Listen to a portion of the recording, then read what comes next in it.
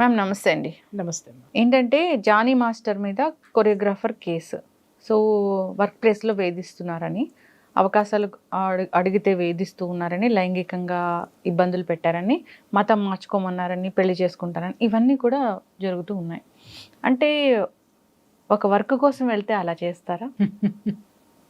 బాగా అడిగావమ్మా. ఈ ప్రశ్న నేను చాలామందిని అడిగాను. నా దగ్గరికి వచ్చినటువంటి ప్రతి కేసుకి కూడా అక్కడ ఎవరైతే ఏ సంస్థ నుంచి వాళ్ళు ఎదుర్కొంటున్నారో లేదా ఏ వ్యక్తి గురించి వాళ్ళు ఎదుర్కొంటున్నారో వాళ్ళని ఇదే ప్రశ్న వేశారు. పని కోసం వస్తే మీరు ఒక అమ్మాయిని లైంగిక పరమైనటువంటి వాంఛలు తీర్చమని చెప్పి మీరు అడగడం ఎంతవరకు ధర్మము? అంటే బయటికి ఒక ఆడపిల్ల పని చేయడానికి వచ్చిందంటే 2 కారణాలమ్మా. ఆ పని మీద ఆ అమ్మాయికి ఉన్నటువంటి ప్యాషన్, ఒక ఆ స్థాయిలో ఉండాలి అనేటటువంటి తన యొక్క జిజ్ఞాస. రెండోది ఏంటి అని అంటే కుటుంబం గడపడం కోసమే ఏ ఆడదైనా గడప దాటుతుంది. ప్రతి ఒక్క ఆడదాన్ని పట్టుకొని ప్రతి ఒక్క వెధవ, ప్రతి ఒక్క ముండమోపి ఏం మాట్లాడతాడమ్మా, ఏం చేస్తాడు? వచ్చిన ప్రతిదానికి గాలం వేసేస్తాడు, గోకేద్దామని చూసేస్తాడు. ఇంకా పిచ్చి పిచ్చి మాటలు మాట్లాడాలంటే చాలా ఉన్నాయి. చెప్పు తీసుకొని కొట్టాలి ఒక్కొక్కరిని కూడా. ఇక్కడ ఏమవుతుందంటే నేను చాలా కేసులు పరిశీలించిన తర్వాత కూడా ఏమవుతుందంటే ఇప్పుడున్నటువంటి కాంపిటేటివ్ ఫీల్డ్లో చాలా మంది ఆడపిల్లలను కూడా నేను అడిగాను, ఎందుకు మీరు థ్రెట్ చేయరమ్మా, ఎందుకు ఇంతకాలం జరిగిన తర్వాత కూడా ఎందుకు నోరు మూసుకొని ఉన్నారు, అది జరుగుతుందని ఎందుకు ఖండించటం లేదు అని అంటే వాళ్ళు చెప్పేటటువంటి ఆన్సర్ ఏంటి అని అంటే, మేడం ఈ కాంపిటేటివ్ ఫీల్డ్లో ముందుకు వెళ్ళాలి అనంటే మేము కూర్చున్నాము అనంటే ఇది ఇవ్వడానికి ఇంకొకరు రెడీగా ఉన్నారు, మేము లొంగిపోవాల్సి వస్తుందని కొంతమంది చెబితే వాళ్ళేమి మనస్ఫూర్తిగా లొంగిపోయిన వాళ్ళు లొంగిపోయి ఇది చేద్దామనే వాళ్ళు అయితే ఎవరుండరమ్మా ఇక్కడ. నేను వాస్తవం చెప్తున్నా, అక్కడ వాడికి అది ప్రయారిటీ ఉంది కాబట్టి ఈ అమ్మాయికి కావాలి అనంటే ఇవ్వవలసిన పరిస్థితుల్లోకి నెట్టబడినటువంటి ఆడవాళ్ల శాతమే ఇక్కడ ఎక్కువ ఉంటుంది. ఒకటి నిజమండి. రెండో విషయం ఎందుకు అనంటే, ఒకటి ఆ ఫీల్డ్లోనో లేదా ఆ పోస్టో ఆమెకు ఒక డ్రీమ్ ఉంటుంది. ఆ డ్రీమ్ ఫుల్ఫిల్ చేసుకోవాలి అని అంటే ఇక్కడ ఈ దగుల్బాజీగాడు అడిగింది ఫుల్ఫిల్ చేయాలి. చేస్తేనే అక్కడికి వెళ్ళి కూర్చుంటారు. చాలా మంది టాలెంటెడ్ పీపుల్, చాలా మంది కూడా స్ట్రగుల్ ఫీల్ అయ్యి డిప్రెషన్లోకి వెళ్ళిపోయి ఇవన్నీ వెళ్ళిపోవడానికి కారణం ఏంటంటే ఇలాంటి దగుల్బాజీతనాలే.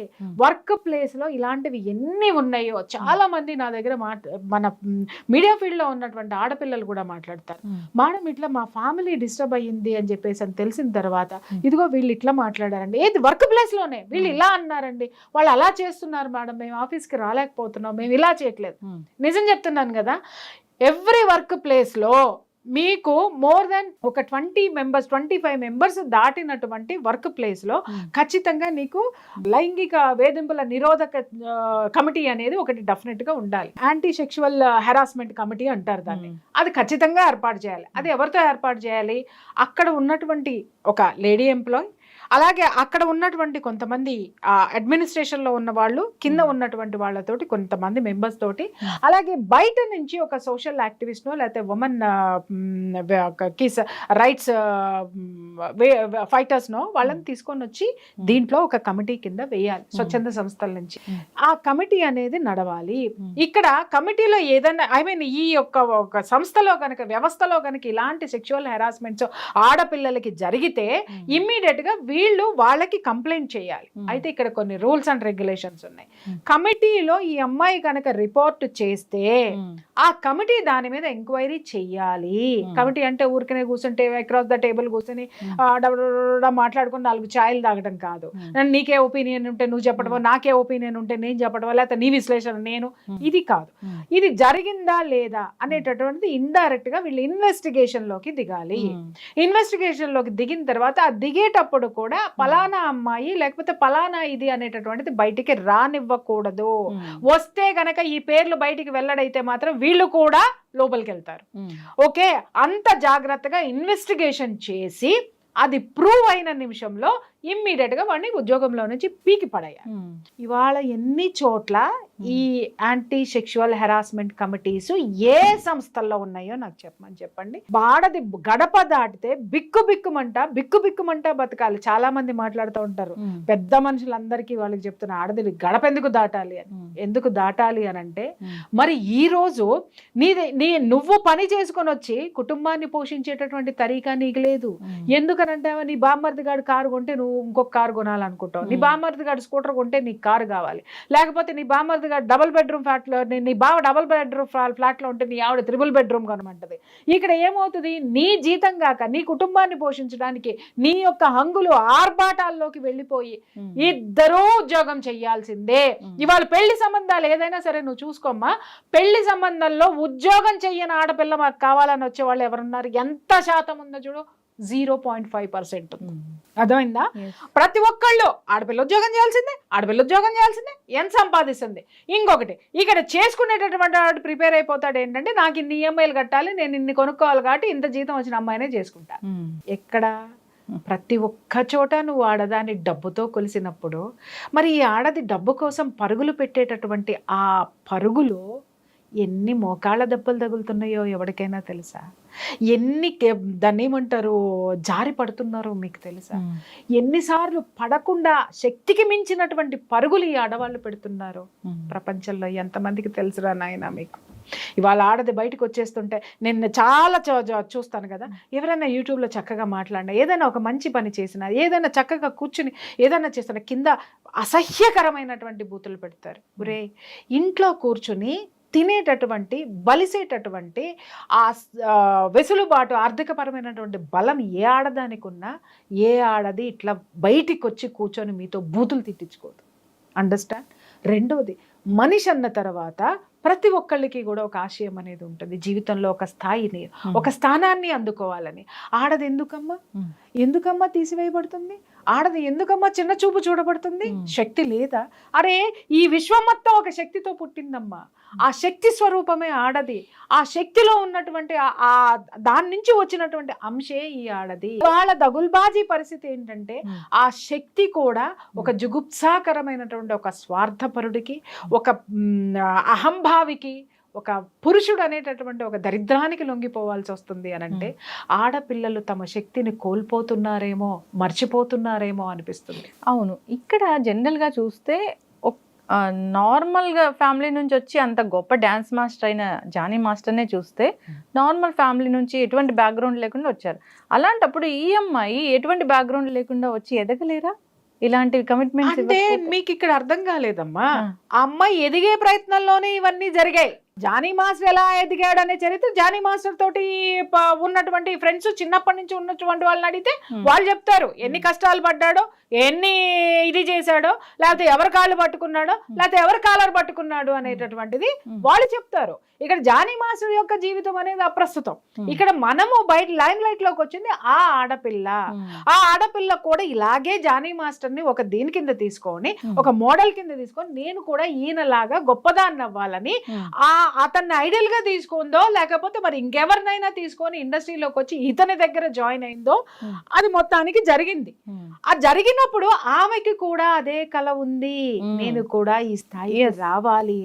ఇవాళ నేను అడుగుతున్నాను, లేడీ డాన్సర్స్ లేకుండా ఇవాళ మనకి ఇంత గొప్ప ఎంటర్టైన్మెంట్ ఇచ్చేటటువంటి ఫిల్మ్ ఇండస్ట్రీలో ఈ హీరోలు, హీరోయిన్లు, ఈ లేడీ డాన్సర్స్ అనేటటువంటి వాళ్ళు రాకపోతే, వాళ్ళ టాలెంట్ ని ప్రూవ్ చేసుకోలేకపోతే, ఇవాళ మనకి ఇంత అందమైనటువంటి పిక్చర్ మనకి ఎక్కడ వచ్చేదమ్మా చెప్పండి? దాని వెనుక ఈ ఆడపిల్లలు, లేడీ డాన్సర్స్ కృషి ఎంత ఉంది. ఒకానొక క్షణంలో అయితే నేను 2-3 డాన్స్ మాస్టర్స్ చూశాను. వాళ్ళకి ఉండేటటువంటివి ఆ స్థితిని చూసిన తర్వాత ఐ వాజ్ షాక్. వాళ్ళు తమలో ఉన్నటువంటి ఆడతనాన్ని కూడా మరిచిపోయి వాళ్ళని వాళ్ళు కాపాడుకుంటానికి మగాళ్ళకి మించినటువంటి ఎనర్జీతో పనిచేస్తారు. అవును, వాళ్ళు మర్చిపోతారు మేము ఆడవాళ్ళమని. ఎందుకంటే ఆ ఫెమినిటీ ఉంది అని అంటే ఒక్కొక్కడు ఆడేసుకుంటాడు, వాడేసుకుంటాడు. దాన్ని మించి నిలదొక్కుని కసితోటి పని చేసేటటువంటి కొరియోగ్రాఫర్ నేను చూసా. నాకు నిజంగా one side of the coin చాలా గర్వం వాళ్ళని చూస్తే, other side of the coin బాధ. ఎందుకంటే వీళ్ళు తమలో ఉన్నటువంటి ఆ స్త్రీతత్వాన్ని అణిచేసుకొని, ఆ స్థితిని అణిచేసుకొని ఈ దగుల్బాజీల్ని ఎదుర్కోవడానికి ఇలా మారిపోవాల్సినటువంటి పరిస్థితుల్ని తీసుకొచ్చినటువంటి ఈ దరిద్రుల్ని చెప్పుతో కొట్టాలనిపిస్తుందమ్మా. ఆడదానిలాగా ఉండి పని చేయలేదా అంటే, వీడికి మించినటువంటి ఎనర్జీలోకి వెళ్ళిపోయి, ఆ శక్తిలోకి వెళ్ళిపోయి, అరే నేను ఆడదాన్నే కాదరా అనేటటువంటి స్థితి తీసుకొస్తే గానీ ఈ మగాడు మాట అనడం. ఎందుకంటే అరే బాబు దాంతో పెట్టుకోద్దరా, ఎందుకు వచ్చిన వాళ్ళు, అరే నాయన ఎందుకు వచ్చినమ్మా, అదే రోడ్డు మీదకి ఇడుస్తుంది అంటే వీడి కంటే ఎనర్జీలోకి వెళ్తే తప్ప వీడు అణిగి ఉండడు. ఇక్కడ అమ్మాయి పరిస్థితి కూడా 15 సంవత్సరాలు, అప్పుడు ఇప్పుడు అందరూ అడుగుతున్నారు, అమ్మాయికి 22 సంవత్సరాలు, ఇది జరిగి 5 సంవత్సరాలు అయింది. చాలా మంది ఆడవాళ్ళు మాట్లాడుతున్నారు, మహిళామణులమ్మ నమస్కారం, ఆ రోజే పెట్టచ్చు కదా, ఈ రోజు వరకు ఎందుకు పెట్టలేదు అని అంటే, అమ్మా మేధావుల్లారా, ఇక్కడ 2 విషయాలు. ఒకటి, ఇది ఈ విషయం కనుక జరిగి ఉంటే, అత్యాచారం అనేటటువంటిది నిజమై ఉంటే పాయింట్స్ మాట్లాడుతున్నాను నేను. ఆ అమ్మాయి అప్పుడు కేసు పెట్టడానికి షీ వాజ్ మైనర్. అర్థమైందా? ఎవరితోనైనా సరే ఇలాగే ఉండాలి. మనకు బయట వాడు పెద్ద సెలబ్రిటీ, కానీ ఒకసారి మీరు సెట్ లోకి వెళ్ళి చూడండి, పాపం వాళ్ళ కష్టాలు వాళ్ళకు ఉంటాయి, కుక్క కష్టాలు కుక్క పాటలే ఉంటాయి. ఇట్లాగే నిలబడి ఉండాలి, ఇలాగే చేతులు కట్టుకొని కూర్చొని ఉండాలి. అంటే ఆ ప్రాపకాన్ని సంపాదిస్తే తప్ప, వాడికి ఊడిగం చేస్తే తప్ప, అందరినీ అనట్లేదు, అన్నీ అనట్లేదు, తప్ప వీళ్ళు నిలబడలేనటువంటి పరిస్థితి. అటువంటి వాళ్ళు ఈ అమ్మాయికి ఏ విధమైనటువంటి సపోర్ట్ ఇస్తారు? ఈ అమ్మాయికి సపోర్ట్ ఇచ్చారు అని తెలిస్తే వాళ్ళకి ఇండస్ట్రీలో వేషాలు వస్తాయా? ఎందుకంటే అవతల ఉన్నవాడు వీళ్ళకంటే బలమైనటువంటి వాడు. కాబట్టి ఇంకొక విషయము, అసలు అమ్మాయికి పోలీస్ స్టేషన్కి వెళ్ళి కంప్లైంట్ ఇచ్చేటటువంటి ధైర్యం ఉంటుందా? మీరు అనొచ్చు, ఇలాంటివి జరిగితే ఇంటికి వెళ్ళిపోవచ్చు కదండి. ఎందుకు వెళ్ళాలి అని అడుగుతాను నేను. ఎదిరించి ఎందుకు నిలబడద్దు? ఆ అమ్మాయి వచ్చినది సాధించాలి అని అంటే వెనక్కి తిరిగి వెళ్ళిపోతే ఇవాళ ఇండస్ట్రీలో ఒక్క ఆడ కొరియోగ్రాఫర్ కూడా, మహిళా కొరియోగ్రాఫర్ ఉండదు, ఒక లేడీ కూడా ఉండదు.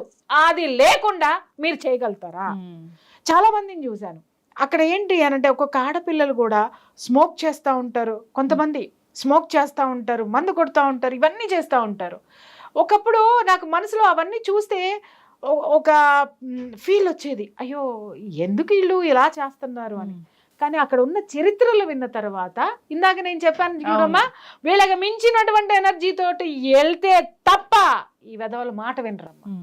కానీ ఇక్కడ విచారించదగ్గ విషయం ఏంటంటే, సిగ్గుతో తలదించుకోవాల్సినటువంటి విషయం ఏంటంటే, అక్కడ ఉన్నటువంటి పురుషాధిక్యత ఎనర్జీ. మీ స్త్రీలను వచ్చినప్పుడు మీరు ఎలాంటి గౌరవాన్ని మీ ఇండస్ట్రీలో ఇస్తున్నారే?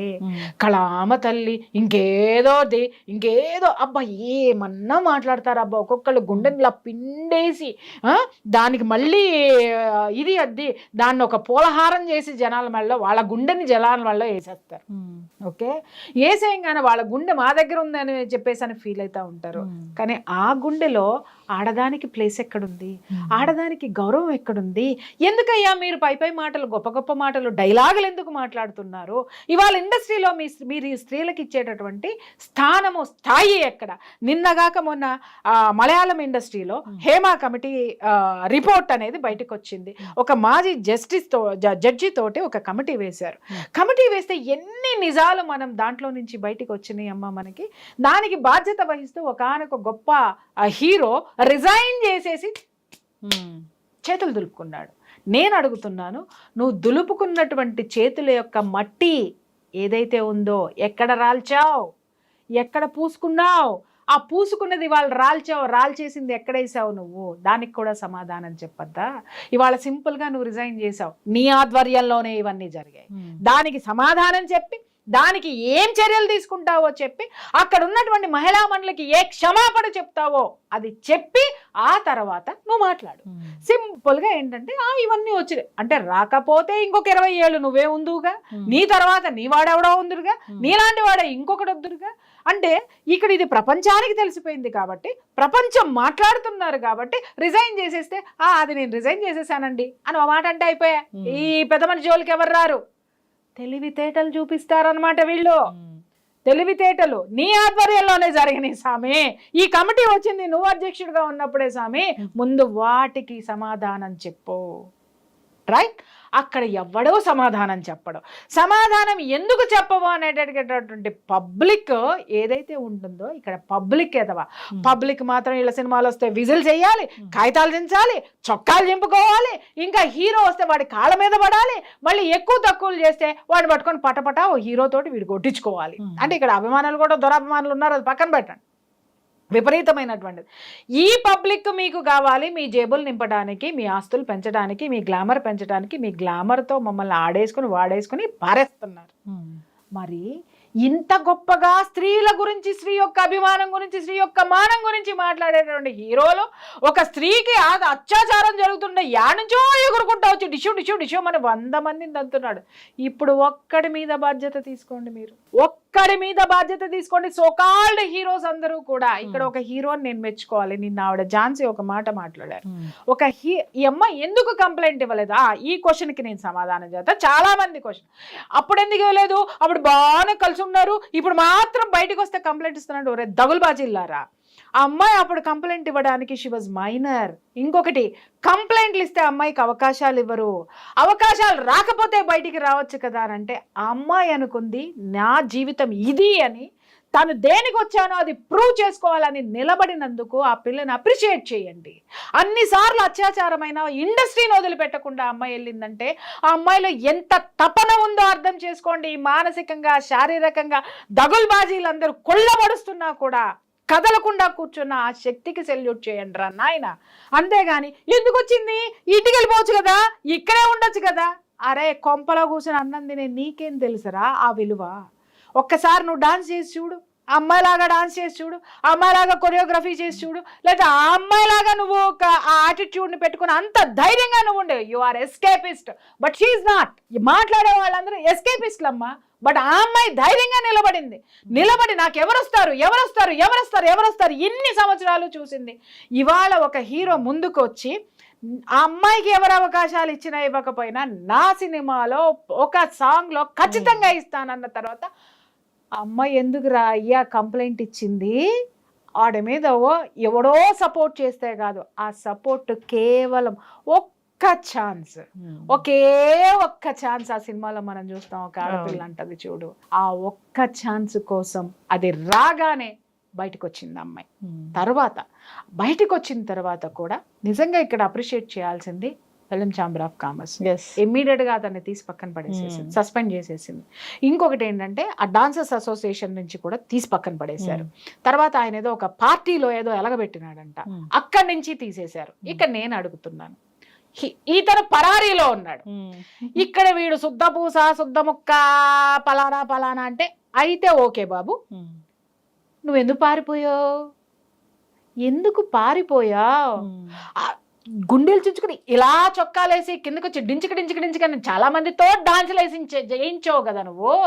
మరి ఇవాళ నువ్వు డాన్స్ చేయకుండా ఈ రంగం నుంచి పారిపోయి ఎక్కడ డాన్స్ చేస్తున్నావు? ఎందుకు ఎస్కేప్ అయ్యావు? ఇక్కడ నేను చెప్తున్నాను, బాధితురాలు ఎస్కేప్ అవ్వలేదు, బాధించినోడు ఎస్కేప్ అయ్యాడు. ఇక్కడ అమ్మాయిని మనం అప్రిషియేట్ చేయాలమ్మా.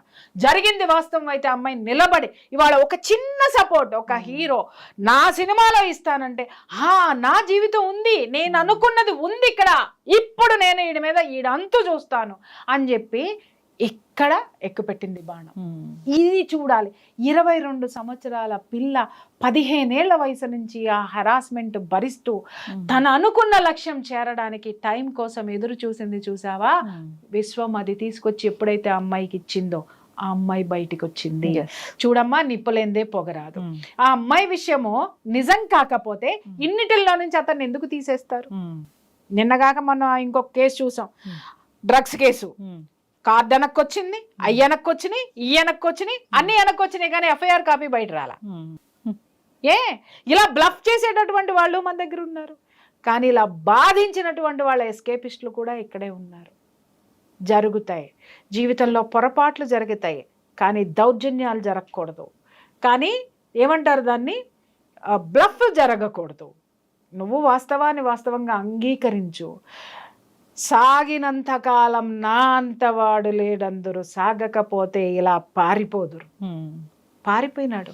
నువ్వు చెయ్యినప్పుడు, నువ్వు నేషనల్ అవార్డు తీసుకున్న కొరియోగ్రాఫర్వి, నువ్వు బాలీవుడ్ కొరియోగ్రాఫర్, బాలీవుడ్లో కూడా నీకుంది. అంత స్టామినా ఉన్నప్పుడు నేను చెయ్యలేదు అని ఒక్క ఆడపిల్ల కేసు పెట్టంగానే ఎందుకు పారిపోయావు నువ్వు? ఇక్కడ ఏంటంటే చెప్తున్నారు, ఇంకా వాళ్ళ వైఫ్ కూడా సపోర్ట్ చేశారని. వస్తాయి, అది ఇంకా మనకి బయటికి రాలేదు కాబట్టి నేను దాని గురించి మాట్లాడినమ్మా. నాకు దాని గురించి కరెక్ట్ ఇన్ఫర్మేషన్ రాలా. ఇదే వాస్తవం అయితే ఆ అమ్మాయి గనక హింసించి ఉన్నట్టయితే ఆ అమ్మాయిని కూడా నేను వదిలిపెట్టను, ఖచ్చితంగా వదిలిపెట్టను. ఎందుకనంటే ఒక ఆడపిల్లని హింస పెట్టినటువంటి ఇది ఇప్పుడు మాట్లాడను, నేను చెప్తున్నాను కదా, అది కన్ఫర్మేషన్ రానివ్వండి, అప్పుడు మాట్లాడతాను. ఎస్, ఆడపిల్లని ఆడపిల్లలాగా ఆ విధంగా చూసి ఈ విధంగా చేయడం అనేది ఎంత బాధాకరమైన విషయమో. నిజంగా ఇలాంటి ప్రొఫెషన్స్ లోకి రావాలంటే చాలా మంది కూడా భయపడతారు, భయపడతారు, భయపడుతూనే ఉంటారు.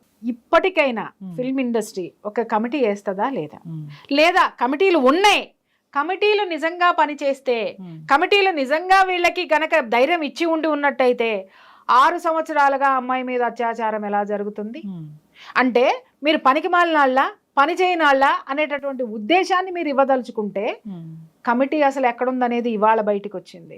ఈ లోపు ఏమీ జరగలేదా అమ్మా? చాలా రిపోర్ట్స్ నా దగ్గరకు వస్తున్నాయి, ఫిల్మ్ ఇండస్ట్రీలో ఎవరెవరు ఏం చేస్తున్నారు అనేది నా దగ్గరకు వచ్చి మొరపెట్టుకునే వాళ్ళు చాలా మంది ఉన్నారు. అవన్నీ కూడా బయటకి ఇస్తా కావాలి అనంటే. కమిటీ ఎక్కడ పనిచేస్తుంది? కానీ ఇవాళ పనిచేసింది, ఈరోజు పని చేసింది. దయచేసి ఇప్పుడు దుమ్ము దులిపారు, బూజు దులిపారు కాబట్టి ఇక నుంచి నీట్గా పెట్టండి దీన్ని. ఖచ్చితంగా వచ్చి కూర్చొని వాళ్ళ సమస్యలు పరిష్కరించుకొని వెళ్తారు. దయచేసి దీనికి తాళం వేయకండి, ఓపెన్ చేయండి. ఓపెన్ ద డోర్స్, ఓపెన్ చేస్తే ఆడపిల్లలు సురక్షితంగా రక్షించబడతారు. ఇప్పుడు ఒక్క విషయం అమ్మా, చాలామంది మాట్లాడతారు మ్యూచువల్ అండర్స్టాండింగ్తో ఏమన్నా చేసుకోండి అని. నేను అడుగుతాను, అరే మ్యూచువల్ అండర్స్టాండింగ్ అనే పదం ఇక్కడ ఎందుకు మాట్లాడతారు? దౌర్జన్యాల దగ్గరకు వచ్చినప్పుడు మ్యూచువల్ అండర్స్టాండింగ్ అనే పదాన్ని ఎందుకు తీసుకొస్తారు? దౌర్జన్యాన్ని దౌర్జన్యంగా మాట్లాడండి. ఇవాళ 25 ఏళ్ళు కాపురం చేసిన భార్య కూడా 25 ఏళ్ల తర్వాత విడాకులకి ఎందుకు వెళ్తుందమ్మా? ఎందుకో చెప్పమంటావా? ఇవాళ మారతాడు, రేపు మారతాడు, పిల్లలు పుడితే మారతాడు, పెళ్ళిళ్ళు అయితే మారతాడు, లేకపోతే మనవాళ్ళు మనవరాళ్ళు, ఆడు మారడు, మనం మారాల్సిందే. అలాగే మగాడి ఇలాంటి మగాళ్ళ తత్వాలు మారవమ్మా, మీరు మారాలి, వ్యవస్థలు మారాలి. వ్యవస్థల్లో ఉన్నటువంటి యాంటీ సెక్షువల్ హెరాస్మెంట్ కమిటీస్ పనిచేయాలి, కమిటీస్ నిజాయితీగా పనిచేయాలి. ఇలాంటి వాళ్ళని ఉంటే నిజం చెప్తున్నాను తల్లి, ఆడపిల్లలు చాలా భద్రతగా, చాలా హ్యాపీగా, చాలా వండర్గా పనిచేస్తారు. ఖచ్చితంగా మ్యామ్, చాలా చక్కగా చెప్పారు.